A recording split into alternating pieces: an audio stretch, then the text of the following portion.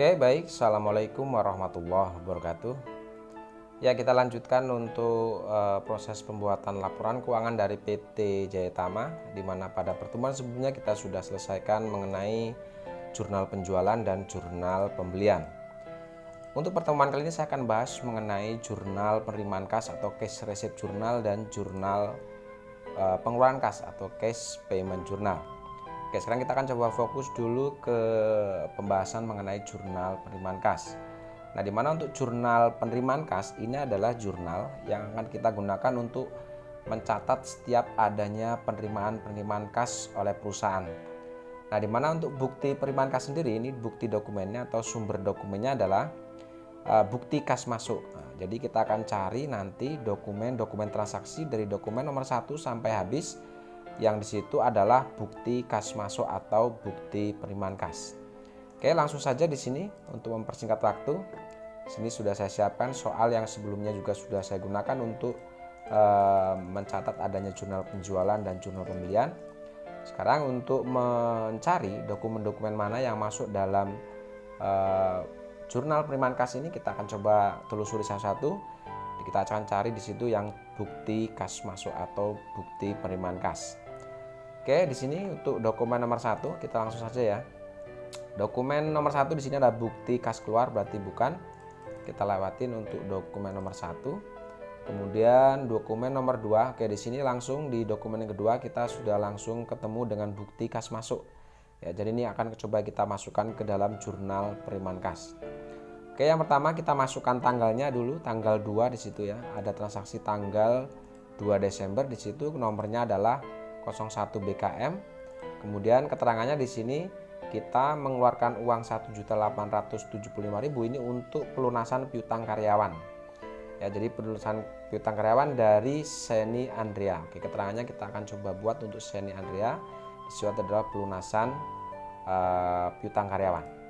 Oke, di sini untuk mengisinya karena jurnal penerimaan kas kita mulai dari sisi debit. Oke, di sini kita keluarkan 1.875.000 ya. Jadi berapapun yang kita keluarkan, kita langsung masukkan saja di kolom cash in bank. Tanpa harus banyak berpikir di sini, pokoknya berapapun yang tertulis di jumlah yang kita keluarkan, ini langsung kita masukkan di kolom cash in bank. Oke, kemudian di sini cash in bank kita keluarkan sejumlah 1.875. Ini di sini keterangannya adalah untuk membayar hutang karyawan. Oke, di sisi kredit itu ada kolom account receivable dan kolom order. Account receivable ini jika uang yang kita terima ya, ini jurnal penerimaan kas berapapun yang kita terima di sini kita masukkan sini.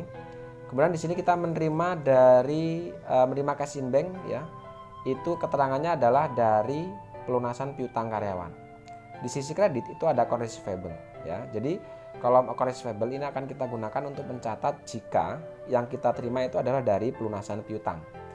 Berhubung yang kita terima ini bukan pelunasan piutang dagang, account receivable ini adalah untuk mencatat piutang dagang ya. Yang kita terima bukan piutang dagang, maka kita masuk kolom order. Nah, di kolom order di sini ada kolom akun, ada akun number dan ada total. Akun ini, nama akun kita sebutkan nama akun untuk mencatat ini. Ya, piutang karyawan akan kita gunakan akun order receivable. Kode akunnya di sini adalah 11203. Totalnya di sini adalah 1.875. Untuk nama dan kode akun kalian bisa lihat di daftar akun di soal ya. Oke, lanjut ke dokumen selanjutnya. Kemudian dokumen nomor 2 selesai. Kita masuk dokumen ketiga, bukti kas keluar bukan. Oke, dokumen nomor 4 kas kecil juga bukan. 5 faktur bukan. Oke, di sini ada dokumen nomor 6 tanggal 7 di sini bukti kas masuk. Langsung saja kita masukkan di sini tanggalnya tanggal 7, itu nomornya adalah 02 BKM. Kemudian di sini keterangannya adalah pelunasan piutang dagang atas penjualan tanggal 29 November. Oke, di sini dari toko Armida. Kita masukkan toko Armida. Kemudian di sini kita menerima 244.773.375. Oke, seperti yang saya katakan di awal tadi, berapapun yang tertera di jumlah kita masukkan di kolom cash in bank. Oke, baru kita masuk ke kolom kredit. Oke, kita lihat untuk tahu berapa nilai piutang atas nama toko Armida, kita lihat di sini tanggal 20 November, berarti untuk melihat berapa jumlah piutang kita lihat di daftar piutang dagang atas nama toko Armida. Oke, di sini ada daftar saldo piutang atas toko Armida di sini. Di sini tanggal 29 November sudah cocok. Di sini ternyata jumlah piutangnya adalah 249.768.750. Nah, jumlah ini kita akan masukkan di kolom accounts payable di sini. Ya, kemudian sekarang kita lihat jumlah yang kita terima ternyata hanya 244 juta sekian. Jumlah piutangnya adalah 249.768.750. Ternyata jumlah yang kita terima itu lebih kecil dari jumlah piutangnya. Setelah kita lihat ke sini, ternyata ada termin di sini 2/10. Berarti jika kita menerima piutang kurang dari 10 hari, maka kita harus memberikan potongan sebesar 2% ini. Oke, di sini terjadi piutang tanggal 29 November. Kemudian pelunasan di sini terjadi tanggal 4 Desember ya. Tanggal 4 apa tanggal berapa ini? Oh, tanggal 7 ya, sorry. Berarti bukan yang ini. Yang tanggal 7 berarti yang bukti kas masuk tadi mana? Ya, tanggal 7 berarti yang ini. Nah, ini kita terima tanggal 7. Terminnya tadi adalah 2/10, berarti ini belum ada 10 hari. Nah, karena belum ada 10 hari, maka kita harus memberikan potongan harga kepada toko Armida sebesar 2% dari nilai piutangnya. Sekarang kita hitung berapa 2% dari nilai piutangnya. 2% dari itu kali ya, dari nilai piutang ini. Oke, di sini didapat 4.995.375. Nah, ini untuk potongan penjualan ini kita masukkan di kolom order di sini dengan akun sales diskon. Kemudian nomor sales diskon ini kita lihat di daftar akun nanti 41102, totalnya adalah total ini 4.4.375.375 rupiah. Kalau kita lihat kolom debit ini, jika cash in bank yang kita terima ditambah dengan nilai potongan yang kita berikan, maka akan sejumlah piutangnya. Seperti itu kira-kira untuk bukti penerimaan kas tanggal 7. Oke, sekarang kita lanjutkan untuk bukti kas masuk yang selanjutnya. Oke, nota kredit bukan. Ya, kita fokus pada bukti kas masuk ya, karena jurnal penerimaan kas. Oke, bukti kas keluar bukan, voucher kas kecil juga lewat. Oke, di sini ada transaksi nomor 11, ada bukti kas masuk lagi. Ya, kita masukkan tanggalnya tanggal 13 di sini ya. Kemudian nomornya adalah 03 BKM, keterangannya di sini ada pelunasan piutang dagang atas penjualan tanggal 30 November kepada toko Lavender di sini. Oke, di sini keterangannya toko Lavender. Kemudian di sini kita menerima 228.112.500. Nah, sekali lagi untuk tahu berapa nilai piutang atas nama toko Lavender, karena ini adalah terjadi tanggal 30 November, untuk tahu berapa nilai piutangnya kita lihat lagi di daftar saldo piutang dagang. Oke, di sini kita lihat untuk toko Lavender, ternyata di sini 30 November ya sudah cocok. Di sini jumlah piutangnya adalah 228.112.500. Ini kita masukkan di kolom accounts payable di sini. Oke, di sini setelah kita lihat jumlah piutang itu sama dengan jumlah yang kita terima di cash in bank. Berarti kalau sudah sama, berarti tidak perlu kita bahas lagi, berarti sudah selesai. Oke, sekarang kita lanjutkan untuk dokumen berikutnya. Tadi tanggal 13 ya. Ya, tadi ini yang kita masukkan. Sekarang kita masuk ke dokumen transaksi selanjutnya. Oke, dokumen nomor 12 ini ada lagi bukti penerimaan kas. Ini tanggal 14. Kemudian nomornya 04 BKM, keterangannya lagi-lagi adalah pelunasan piutang atas penjualan tanggal 20 November. Yang kita terima di sini besarnya adalah 203 juta dari toko Marvelo. Oke, keterangannya toko Marvelo, jumlah yang kita terima 203.568.750. Kemudian untuk mengisi kolom piutang atau accounts payable, kita lihat di daftar saldo piutang atas nama toko Marvelo yaitu tanggal 20 November. Oke, tanggal 20 November toko Marvelo. Ya, ini nih. Oke, di sini jumlah piutangnya adalah 203 juta. Kita masukkan ke sini. 203 juta sekian. Oke, kita lihat di sini jumlah piutang sama dengan jumlah pelunasan yang kita terima. Berarti ini sudah sama, artinya sudah selesai. Oke, kita lanjutkan ke dokumen transaksi selanjutnya. Oke, tadi tanggal 14 ini ya tadi ya. Oke, sekarang kita lanjutkan dokumen Nomor 13 faktur bukan. Bukti kas keluar juga bukan. Oke, bukti kas keluar lagi bukan. Faktur, kita fokus bukti kas masuk ya. Bukti memorial juga bukan. Nota kredit bukan. Oke, voucher, faktur bukan. Ya, voucher lagi. Apakah masih ada di sini? Ya, di sini dokumen nomor 24 ada bukti kas masuk lagi. Di situ tanggal 28. Oke. Invoice-nya adalah 05 BKM. Kemudian di sini pelunasan piutang dagang tanggal 6 dari toko lavender ke toko lavender. Jumlah yang kita terima di sini adalah 274.312.500. Oke, untuk tahu nilai piutangnya untuk mengisi kolom account receivable, karena ini pelunasan tanggal 6 Desember, berarti kita lihat di transaksi tanggal 6. Kemudian ada pengurangan retur tanggal 8. Oke, sekarang kita lihat untuk dokumen transaksi tanggal 6 untuk mengetahui berapa nilai piutangnya di sini dikurangi dengan retur ya. Retur tanggal 8 tadi. Oke. Tanggal 6 ya. Ya, ini. Ini adalah transaksi penjualan kepada toko lavender di mana untuk piutang yang muncul di tanggal 6 itu adalah 289 juta.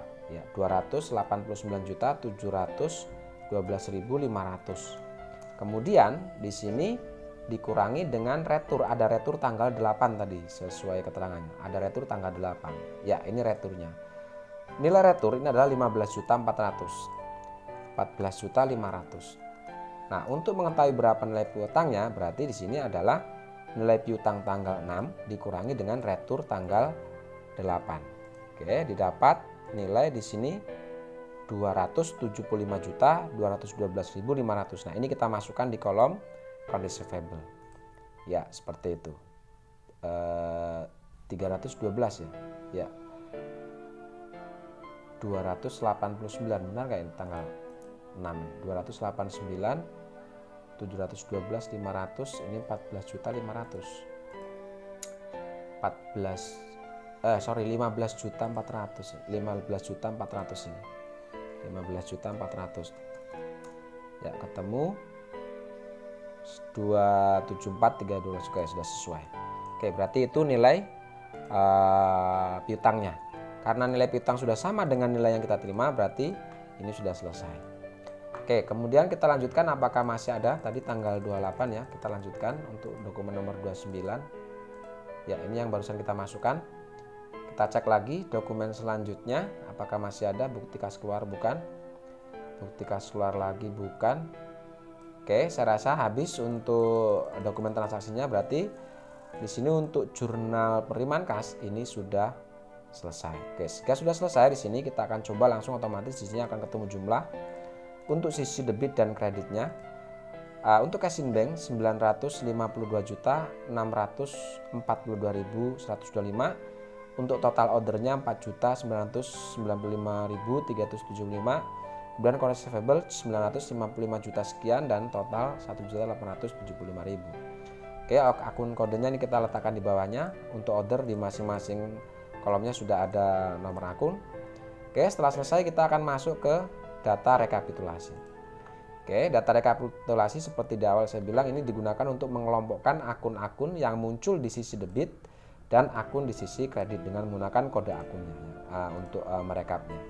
Oke, kita susun untuk rekapitulasi yang kolom debit. Di sini kita masukkan untuk yang cash in bank dulu. Di sini kita masukkan kodenya 11101, nilainya di sini adalah 952.125.000. Kemudian ada sales diskon, kodenya 1402, nilainya 4.995.375. Kemudian di sisi kredit di sini pun ada dua akun. Akun yang pertama kita masukkan adalah untuk yang account receivable ini. Kita masukkan account receivable. Oke, jumlahnya di sini adalah 955.762.500 dan untuk order receivable kode 11203 nilainya adalah 1.875.000. Kemudian kita jumlahkan untuk sisi debit dan kreditnya. Di sini kita lihat untuk sisi debit dan kredit ini jumlahnya sudah sama atau sudah seimbang atau balance. Artinya untuk jurnal penerimaan kas selesai. Oke, sekarang kita lanjutkan untuk jurnal pengeluaran kas. Oke, jurnal pengeluaran kas ini kebalikannya dari jurnal penerimaan kas. Kalau tadi jurnal penerimaan kas adalah untuk mencatat semua penerimaan kas, maka untuk jurnal pengeluaran kas atau cash payment journal ini untuk mencatat semua pengeluaran kas, baik pengeluaran untuk membayar hutang dagang maupun pengeluaran untuk biaya-biaya lainnya. Oke, dokumen yang akan kita gunakan dari dokumen transaksi yang akan kita cari di situ adalah kita akan cari dokumen transaksi yang di situ ada bukti kas keluar atau bukti pengeluaran kas, ya. Jadi kita akan telusuri dokumen nomor 1 sampai habis. Yang di situ adalah bukti kas keluar, kita akan input ke dalam jurnal pengeluaran kas ini atau cash payment journal. Oke, sekarang kita lanjutkan atau kita akan coba telusuri dari dokumen nomor 1. Oke, untuk dokumen nomor 1 di sini ya kita langsung ya. Oke, di sini tanggal 1 langsung ada pengeluaran kas. Oke, kita masukkan tanggalnya. Tanggal 1, kemudian invoice-nya adalah 01 BKK. Keterangannya di sini kita mengeluarkan 31.250.000 untuk membayar gaji bulan November. Oke, di sini keterangannya pembayaran gaji bulan November. Oke, jika tadi jurnal penerimaan kas kita mengisi dari sisi debit, maka untuk jurnal pengeluaran kas kita akan isi dari sisi kredit. Oke. Seperti halnya tadi di jurnal penerimaan kas, berapapun yang kita keluarkan di sini, ya berapapun jumlah yang kita keluarkan, kita langsung catat di kolom cash in bank ini. Oke, di sini kita mengeluarkan 31.250.000 untuk pembayaran gaji karyawan. Nah, baru kita masuk ke kolom debitnya. Oke, di kolom debit di sini ada dua pilihan, apakah dikeluarkan untuk membayar utang dagang atau untuk biaya lainnya. Karena ini adalah gaji karyawan bulan November, maka kita bukan membayar hutang dagang, berarti kita masuk kolom order. Oke, di kolom order kita sebutkan nama akun untuk gaji karyawan bulan November ini, nama akunnya adalah accrued expense. Kode akunnya adalah 1202, totalnya sejumlah yang kita keluarkan 31.250.000. Oke, itu untuk jurnal pengeluaran kas. Sekarang kita lanjutkan untuk dokumen selanjutnya. Dokumen nomor 2, di sini ada bukti kas masuk ya. Ini sudah kita catat tadi jurnal penerimaan kas. Oke, kemudian ada bukti kas keluar. Oke, dokumen nomor 3. Kita masukkan di sini tanggalnya tanggal 4. Nomornya adalah 02 BKK, keterangannya adalah di sini untuk pelunasan utang dagang kepada PT Andara. Oke. Langsung kita masuk ke sisi kredit. Oke, di sini kita mengeluarkan cash in bank ini sebesar 316.98.750. Kita masukkan di kolom cash in bank. Ya. Kemudian selanjutnya untuk mengetahui berapa nilai hutang kita kepada PT Andara, kita lihat di daftar utang dagang ya. Tanggal 23 November. Kita lihat di atas berapa kita punya utang kepada kepada PT Andara. Oke, tanggal 23 November. Di sini kita punya utang itu 325.875.000. Nah, ini kita masukkan di kolom debit ya. Di kolom debit sisi account payable di sini. Kita masukkan jumlah 325 juta sekian itu. Oke, lalu kita lihat di sini utang kita kepada PT Andara itu 325 juta sekian. Ternyata di sini kita membayar itu 316 juta. Artinya yang kita keluarkan ternyata lebih sedikit dari nilai hutang kita. Kita lihat di sini untuk terminnya ternyata ada termin 3/15. Artinya jika kita membayar kurang dari 15 hari maka kita dapat potongan 3% dari nilai piutang ini. Oke, di sini kita transaksi tanggal 23 November. Sedangkan kita pelunasan itu tanggal berapa ini? Tanggal 4 Desember, berarti kurang 15 hari. Sehingga kita dapat potongan di sini, potongan pembelian. Sekarang kita hitung. Berapa tadi? 3% ya. 3% dari nilai ya kali dari nilai hutang ini. Ini dapat 9.776.250. Ini adalah potongan pembelian. Kita masukkan untuk potongan ini kita masukkan di kolom order sisi kredit di sini. Kita masukkan purchase diskon. Kode akunnya untuk purchase adalah 5102. totalnya ini adalah persentase 3% dari nilai hutang dagang kita, yaitu 9.776.250. Kita masukkan di kolom total ini. Sehingga jika kita hitung jumlah potongan pembelian ini, jika ditambah dengan jumlah cash in bank yang kita keluarkan, ini sama dengan jumlah hutang dagang kita kepada PT Andara. Oke, seperti itu untuk transaksi tanggal 4. Sekarang kita lanjutkan untuk dokumen transaksi selanjutnya. Oke, dokumen transaksi nomor 4 ini ada bukti voucher bukan, berarti ada faktur. Nomor 5 juga bukan. Oke, nomor 6 ini sudah kita input tadi di jurnal penerimaan kas. Nomor 7 nota kredit bukan, faktur juga bukan. Oke, di sini ada transaksi tanggal 10, dokumen nomor 9, yaitu tanggal 10 kita masukkan. Tanggal 10 nomor buktinya adalah 03 BKK. Keterangannya di sini adalah membayar angsuran utang bank. Dengan rincian di sini angsuran pokoknya 9 juta, bunga pinjamannya adalah 4.950. Oke, langsung kita ke sisi debit, kita masukkan. Di sini cash in bank kita mengeluarkan sebesar 13.950. Oke, sini. Nah, di sini digunakan untuk membayar hutang bank di sini. Nah, hutang bank karena bukan masuk dalam kategori hutang dagang, maka kita masuk ke kolom order. Kita sebutkan akunnya di sini ada 2 akun ya. Angsuran pokok itu kita gunakan atau kita catat dengan akun Bank Loan. Kode akunnya adalah 22101, jumlahnya di sini adalah 9 juta. Kemudian untuk bunga pinjaman sendiri ini akunnya kita catat dengan menggunakan interest expense. Kode akunnya adalah 91101, jumlahnya adalah 4.950. Ya, seperti itu. Sehingga jumlah yang kita keluarkan ini sudah sama dengan jumlah nilai tagihannya. Oke, lanjut ke dokumen selanjutnya. Untuk dokumen nomor 10 kita lihat ke bawah. Voucher bukan ya. Kemudian bukti kas masuk ini sudah kita catat, ini pun sudah. Kemudian faktur bukan. Kemudian bukti kas keluar. Oke, dokumen nomor 14 di sini. Oke. Tanggal transaksinya di sini adalah tanggal 17 ya, tanggal 17 ya. Transaksi tanggal 17. Kemudian di sini 04 BKK. Lalu deskripsinya kita di sini pelunasan utang dagang kepada PT Dirama. Oke, kita kasih keterangan PT Dirama. Oke, langsung ke sisi kredit ya. Kita langsung masuk ke cash in bank. Di sini kita mengeluarkan 297.343.750. Oke, di sini untuk pelunasan hutang kepada PT Dirama tanggal 15 November. Untuk mengetahui berapa nilai hutang dagang kita, maka kita akan lihat di daftar saldo hutang di sini. Oke, daftar saldo hutang, kita lihat hutang kita kepada PT Dirama di sini. Ya, ini terjadi tanggal 15 sudah sesuai. Di sini kita punya hutang 297 juta sekian. Oke. Jadi ini kita masukkan di sisi atau di kolom account payable ini. 297.343.750. Oke, kita lihat di sini apakah jumlah yang kita keluarkan sudah sesuai. Oke, di sini jumlah kas yang kita keluarkan untuk membayar hutang dagang ternyata sudah sama dengan jumlah hutangnya. Berarti kalau sudah sama, berarti sudah selesai. Oke, lanjut ke dokumen transaksi berikutnya di sini. Tadi tanggal 17 ya. Oke, tanggal 17. Ya, ini barusan kita masukkan di sini.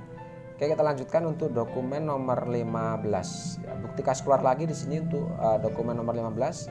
Di sini transaksi terjadi tanggal 19 di sini ya. Oke, kita masukkan tanggal 19. Nomornya adalah 05 BKK. Keterangannya di sini pembayaran listrik, air dan telepon bulan November. Oke, di sini kita kasih keterangan PLN, PDAM dan Telkom. Oke, tanggal 19 kita langsung masuk ke sisi kredit. Kita mengeluarkan uang itu sebesar 2.625.000. Di sini pembayaran listrik bulan November. Oke, karena yang kita bayar adalah listrik bukan hutang dagang, berarti kita masuk ke kolom order.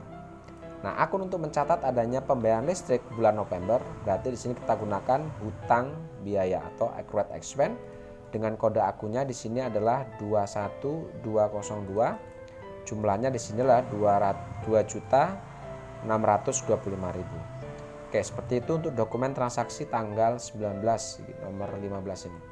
Oke, sekarang kita lanjutkan dokumen selanjutnya nomor 16 itu faktur lewat. Oke, bukti memorial juga bukan, nota kredit bukan. Ada voucher ya, lewat, faktur juga bukan. Oke, kita fokus pada bukti kas keluar ya. Faktur juga bukan. Ya, voucher. Bukti kas masuk ini sudah kita input tadi. Ya, di sini dokumen nomor 25 ada bukti kas keluar, di situ transaksi terjadi tanggal 30. Oke, tanggal 30, nomor buktinya adalah 06 BKK, keterangannya di sini untuk pengisian dana kas kecil. Kita gunakan pengisian dana kas kecil. Oke, kita masuk kolom kredit. Di sini kita mengeluarkan kas sebesar 3.993.750 digunakan untuk pengisian dana kas kecil. Oke, sekali lagi karena pengisian dana kas kecil bukan membayar hutang dagang, maka kita masuk kolom order. Oke, di sini kita gunakan untuk mencatat adalah petty cash. Kode akunnya adalah 11102, jumlahnya adalah 3.993.750. Oke, untuk transaksi tanggal 30 selesai. Kita lanjutkan untuk transaksi selanjutnya. Oke, tanggal 26 ada lagi di sini bukti kas keluar. Di situ terjadi transaksi tanggal 31. Nomornya adalah 07 BKK. Keterangannya pelunasan utang dagang kepada PT Andara. Oke, di sini kita kasih keterangan PT Andara. Oke, langsung ke sisi kredit. Kita di sini mengeluarkan kas sebesar 270.666.000 untuk membayar utang dagang. Oke, karena membayar utang dagang, kita masuk kolom payable. Untuk tahu berapa nilai hutang dagangnya, kita lihat di transaksi di sini. Karena pelunasan tanggal 9 Desember, kita lihat di dokumen transaksi tanggal 9. Tanggal 9 Desember ya. Kita lihat transaksi tanggal 9 Desember ya ini. Ini adalah transaksi pembelian waktu kita membeli kepada PT Andara. Di sini tercatat jumlah total pembeliannya adalah 270.666.000. Inilah nilai hutang dagang dari transaksi pembelian secara kredit. Kita masukkan di kolom account payable. Oke, kita lihat di sini jumlah piutang apakah sudah sama dengan jumlah yang kita keluarkan. Ternyata sudah sama, artinya sudah selesai kalau sudah sama. Oke, lanjut ke transaksi selanjutnya. Apakah masih ada bukti kas keluar? Oke, tadi tanggal 31 ya. Tanggal 31 berarti ya ini yang baru, tadi. Ya, ini yang barusan kita keluarkan tadi, bukan ya? Tanggal 31. Oh, ini tanggal 31. Ya ini. Ini yang barusan kita catat. Oke, selanjutnya apakah masih ada? Oh, ternyata habis. Oke, baik. Untuk jurnal pengeluaran kas berarti selesai. Di sini ada 7 transaksi ya untuk pengeluaran kasnya. Nah, setelah selesai kita akan coba total untuk sisi debit dan kreditnya. Untuk account payable di sini didapat jumlah 893.884.750. Sisi ordernya di sini didapat 51 juta sekian. Cash in banknya di sisi kredit dikeluarkan sebanyak 929.927.250. Sisi order kredit di sini totalnya adalah 9.776.250. Oke, lalu untuk kode akun untuk cash in bank account payable ini kita masukkan di bawahnya, sedangkan untuk akun order di sini sudah dimasukkan di kolom akun number. Oke, sekarang kita akan coba lakukan untuk rekapitulasi. Oke, di sisi debit di sini muncul akun 1 2 3 4 5 6. Ada 6 akun, tetapi di sini ada 2 akun sama, yaitu accrued expense, berarti kita nanti hanya catat satu saja, terus totalnya kita jumlahkan. Oke, kita urutkan dari kode terkecil. Jadi mulai dari petty cash. Oke, masukkan kode petty cash. Jumlahnya adalah 3 juta sekian tadi. Oke, lalu kedua kita masukkan untuk account payable-nya. Jumlahnya di sini adalah 893 juta sekian. Kemudian untuk accrued expense sendiri, ya kodenya di situ. Oke, karena di sini accrued expense ada 2, berarti ini kita jumlahkan. Kita jumlahkan, kita letakkan di kolom total. Oke, kemudian kita masukkan untuk bank loannya, ya, kode bank loan di sini. Jumlahnya adalah 9 juta. Dan yang terakhir ada interest expense. Oke, kodenya 91101. Nilainya di sini adalah 4.950. Oke, baru kita masuk sisi kreditnya. Kita masukkan dulu untuk yang cash in banknya. Ya, kita masukkan cash in banknya di sini. totalnya adalah 935 juta sekian. Lalu yang kedua kita masukkan purchase diskonnya. Oke, nilainya adalah 9.776.250. Lalu kita masukkan jumlah untuk sisi debit dan sisi kreditnya. Di sini kita lihat untuk debit dan kreditnya ternyata sudah balance, artinya sudah sama. Oke, saya rasa ini yang bisa saya sampaikan untuk pertemuan kali ini, yaitu jurnal penerimaan kas atau cash receipt journal dan jurnal pengeluaran kas. Sampai ketemu pada pertemuan selanjutnya mengenai jurnal petty cash dan jurnal umum. Terima kasih. Assalamualaikum warahmatullahi wabarakatuh.